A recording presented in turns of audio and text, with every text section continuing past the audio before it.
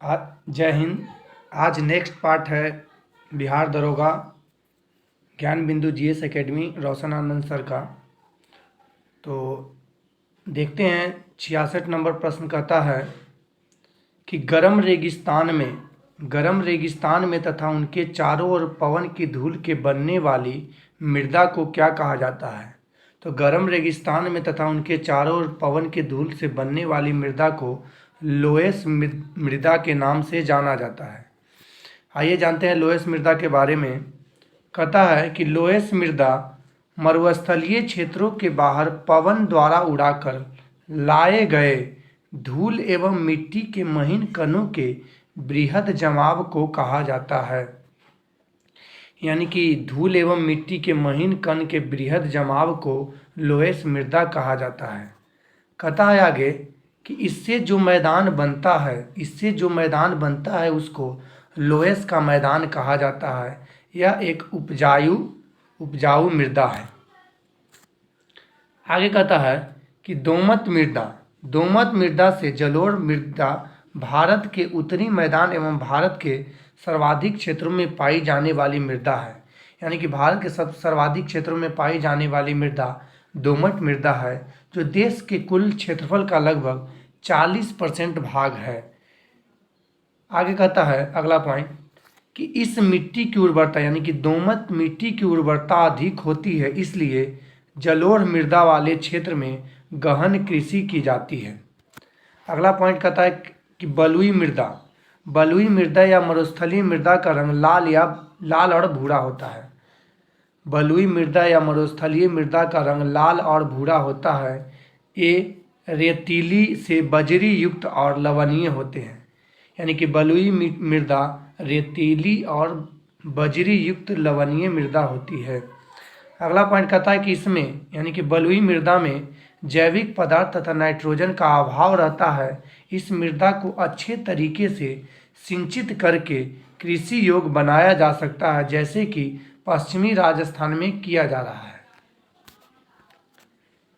अगला 67 नंबर प्रश्न कहता है कि निम्न में से कौन सा कथन सही है।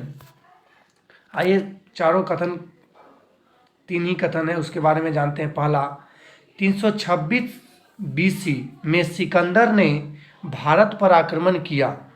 अगला पॉइंट कहता है कि आम्भी यानी कि तक्षशिला का जो राजा आम्भी था उसने सिकंदर और उसकी सेना का स्वागत किया। तीसरा पॉइंट, सिकंदर की मृत्यु 332 BC में हुआ। तो इसमें से पहला और दूसरा कथन सही है। और ऐसे भी पता चला है कि 326 BC में सिकंदर ने भारत पर आक्रमण किया और 332 BC में उसकी मृत्यु नहीं हुई थी। आइए इसके बारे में जानते हैं सिकंदर के बारे में। कहता है कि 326 BC में सिकंदर ने भारत पर आक्रमण किया और तक्षशिला के तत्कालिक राजा आम्भी ने इसका स्वागत किया। तक्षशिला के जो राजा थे आम्भी, उसने सिकंदर का आगमन, जो सिकंदर जब आक्रमण किए थे उनका स्वागत किया था। अगला पॉइंट कहता है कि सिकंदर मकदूनिया का शासक फिलिप द्वितीय का पुत्र था। सिकंदर मकदूनिया का शासक था और फिलिप द्वितीय का पुत्र था। सिकंदर अरस्तु का शिष्य था। यानी कि सिकंदर के गुरु का नाम अरस्तु। वह विश्व विजय करना चाहता था। आगे सिकंदर के बारे में कहता है कि इसी विजय अभियान के क्रम में लगभग 326 BC में भारत पर आक्रमण किया था। भारत पर आक्रमण करने के लिए अफगानिस्तान के रास्ते काबुल होते हुए हिंदू कुश पर्वत खैबर दर्रा से होते हुए भारत में प्रवेश किया था सिकंदर। आगे कहता है कि झेलम नदी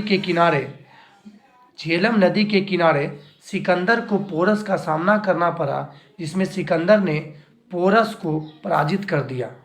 आगे कहता है कि सिकंदर और पोरस के बीच जो युद्ध हुआ था उसे हाइडेस्पीज का युद्ध कहा जाता है। आगे कहता है कि सिकंदर की सेना ब्यास नदी के आगे बढ़ने से इनकार कर दी थी। अगला पॉइंट, उसकी सेना से भयभीत होकर तक्षशिला के शासक आम्भी ने सिकंदर के सामने आत्मसमर्पण कर दिया तथा उसने सिकंदर का स्वागत करते हुए सहयोग प्रदान करने का वचन भी दे दिया था।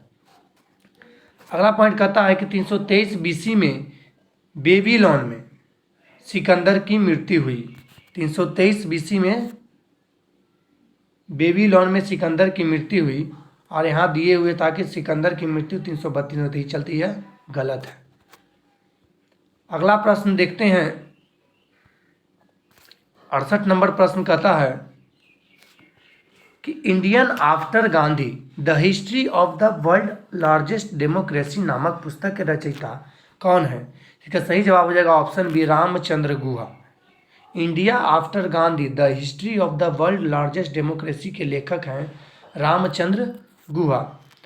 आगे इसके बारे में कहता है कि India after Gandhi the history of the world largest democracy नामक पुस्तक के रचयिता भारतीय इतिहासकार रामचंद्र गुहा हैं। और अगला कहता है कि डेविड ग्रॉसमैन इजराइल के लेखक हैं, उनको वर्ष 2017 का मैन बुकर इंटरनेशनल पुरस्कार उनकी उपन्यास ए हॉर्स वाल्क्स इनटू बाय के लिए दिया गया था।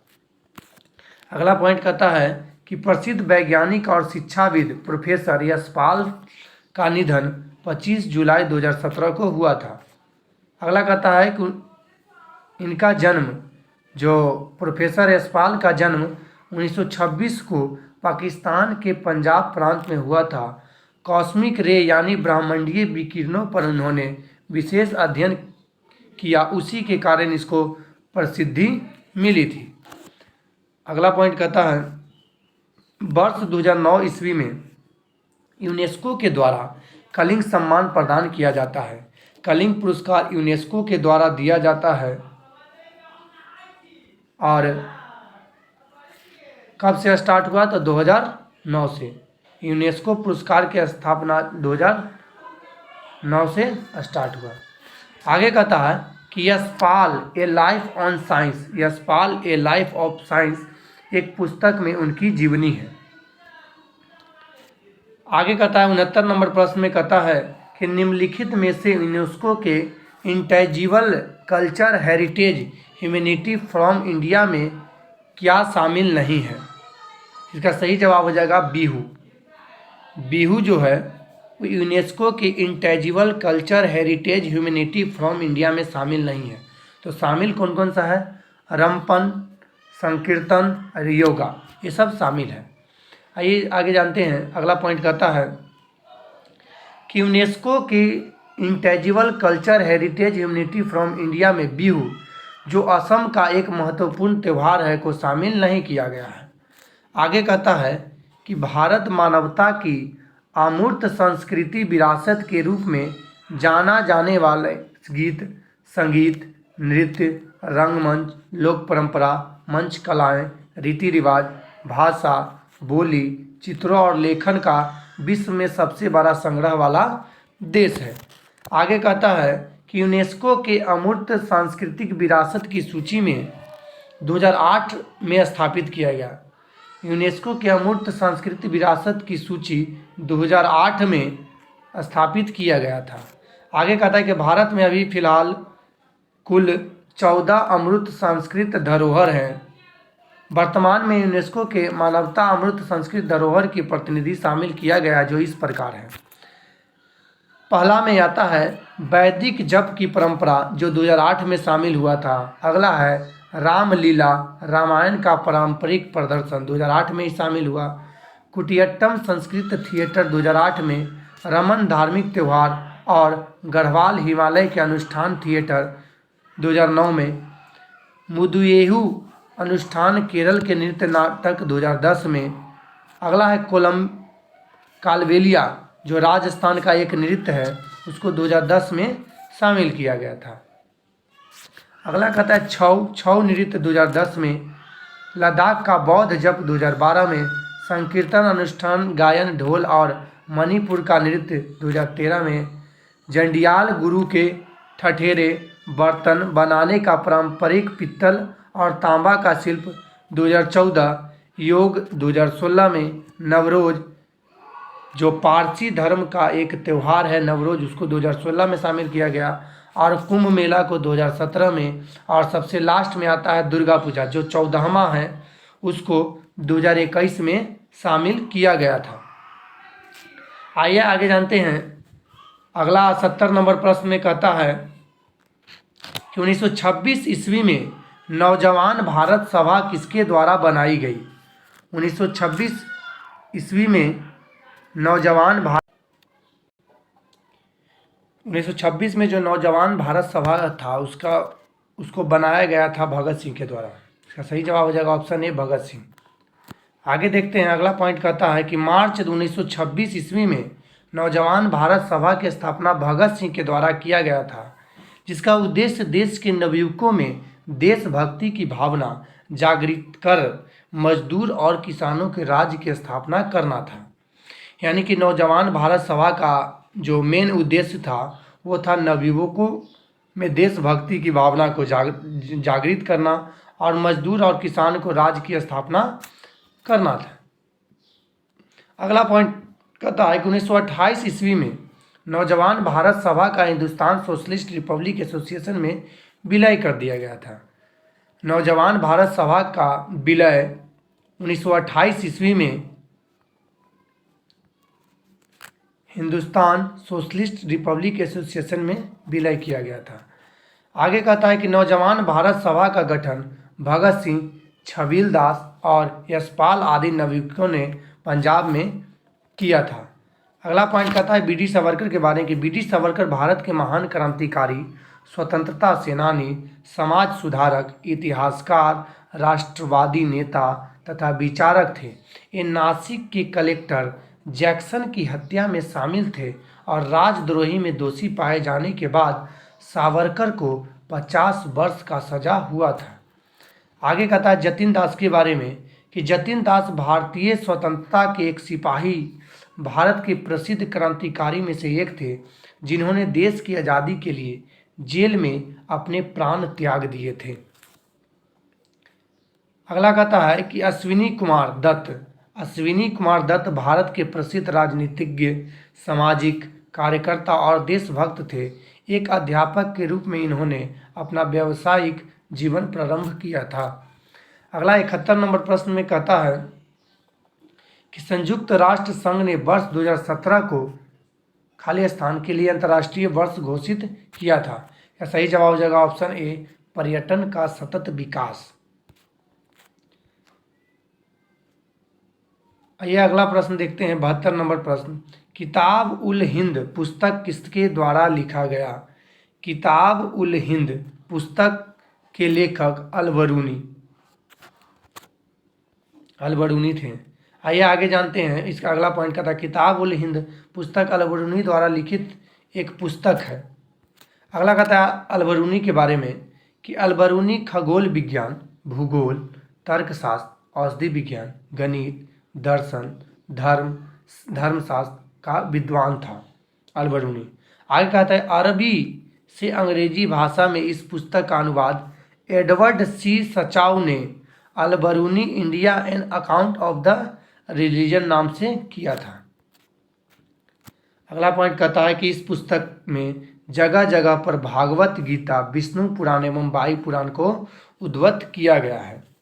अगला पॉइंट कहता है अबुल फजल अकबर के नवरत्न में से एक रत्न थे, जिन्होंने अकबरनामा एवं आईने अकबरी पुस्तक की रचना किया था। यानी कि अकबरनामा और आईने अकबरी के रचनाकार कौन थे, अबुल फजल। अगला कहता है अकबरनामा 3 खंड में लिखा गया था। इनमें अकबर के समय का आधिकारिक इतिहास है। अकबरनामा 3 खंड में लिखा गया था, ध्यान रखिएगा। आगे कहता है दारा शिकोह के बारे में। दारा शिकोह जो शाहजहां के सबसे बड़े पुत्र थे, मुगल परंपरा के अनुसार अपने पिता के बाद वे सिंहासन के उत्तराधिकारी थे। अगला पॉइंट कहता है औरंगजेब ने खुद को बादशाह घोषित कर दिया और सिंहासन की लड़ाई में दारा शिकोह को हराकर जेल भेज दिया गया था और बाद में फिर से इनकी हत्या कर दी गई थी औरंगजेब के द्वारा। अगला पॉइंट कहता है कि इसकी पहली पुस्तक सफीनात उल औलिया जो अन्य रचना सीर ए अकबर महान रहस्य था, जो उपनिषद के 50 अध्यायों का अनुवाद था। अगला प्रश्न कहता है 73 नंबर कि फरवरी 2017 में किस बैंक को भारतीय रिजर्व बैंक ने अनुसूचित बैंक का दर्जा दिया? इसका सही जवाब हो जाएगा ऑप्शन ए, इक्विटास लघु वित्त बैंक। अगला प्रश्न देखते हैं 74 नंबर, धारणीय विकास की संकल्पना किससे संबंधित है? तो धारणीय विकास की संकल्पना अंतर पीढ़ीय साम्य से संबंधित है। आइए आगे अगला प्रश्न देखते हैं 75 नंबर प्रश्न कहता है कि निम्नलिखित को सुमेलित कीजिए। तो कहता है ब्रह्मचर्य। ब्रह्मचर्य का मतलब है कि जन्म से 25 वर्ष तक ब्रह्मचर्य पालन करें। और अगला है गृहस्थ। गृहस्थ जीवन 25 से 50 वर्ष। उसके बाद आता है वानप्रस्थ 50 से 75 वर्ष। उसके बाद सन्यासी 75 से 100 वर्ष। जन्म से 25 वर्ष तक ब्रह्मचर्य, 25 से 50 वर्ष तक गृहस्थ, 50 से 75 वर्ष तक वानप्रस्थ और 75 से 100 वर्ष सन्यासी जीवन बिताना चाहिए। आइए आगे जानते हैं, इसका पॉइंट देखते हैं। आश्रम व्यवस्था का पालन करते हुए धर्म, दर्शन, शास्त्र, विद्या, कला, साहित्य, राजनीति, समाजशास्त्र इत्यादि में भारत संस्कृति के सच्चे स्वरूप को देखा जा सकता है। अगला पॉइंट कहता है कि हिंदू समाज में आश्रम व्यवस्था का विशेष महत्व है। आश्रम का शाब्दिक अर्थ जीवन यात्रा का पड़ाव से है। अगला पॉइंट कहता है कि हिंदू समाज में जीवन को सुव्यवस्थित ढंग से जीने हेतु समस्त जीवन को 100 वर्षों का मानते हुए जीवन के पड़ाव को 4 भागों में बांटा गया है। इन 4 आश्रमों का उल्लेख पहली बार ज्वालोपनिषद में मिलता है। अगला पॉइंट कहता है ब्रह्मचर्य आश्रम के बारे में कि यह आश्रम व्यवस्था का प्रथम चरण है, यानी कि जो ब्रह्मचर्य जन्म से 25 वर्ष तक जो होता है वह प्रथम चरण है। ब्रह्मचर्य आश्रम में इंद्रिय निग्रह, व्यायाम, शिक्षाटन, गुरु सेवा, विद्या अध्ययन आवश्यक धर्म माने गए हैं ब्रह्मचर्य में। थैंक यू, मिलते हैं नेक्स्ट पार्ट में। जय हिंद।